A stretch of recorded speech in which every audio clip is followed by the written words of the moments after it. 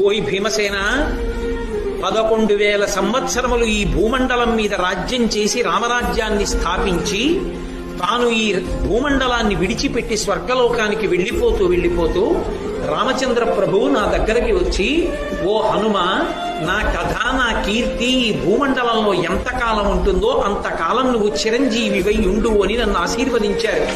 కాబట్టి నేను ఈ గంధమాదన పర్వతం మీద గుహలో పడుకుని ఉంటాను. ఓ భీమసేన, నేనే హనుమంతుడు. హనుమ 100 యోజనములు దాటారన్నావే, నేనే. నువ్వు నాకు సోదరుడివి, మన ఇద్దరం వాయుపుత్రులం. కాబట్టి నిన్ను చూడటం వల్ల నేను చాలా ధన్యుణ్ణయ్యానయ్యా, చాలా సంతోషం పొందాను. భీముడు కూడా అన్నాడు, మహానుభావ, మీ వంటి వారి దర్శనం అవడం అంటే మాటలా? అందుకొచ్చింది ఆ సౌగంధికా పుష్పం.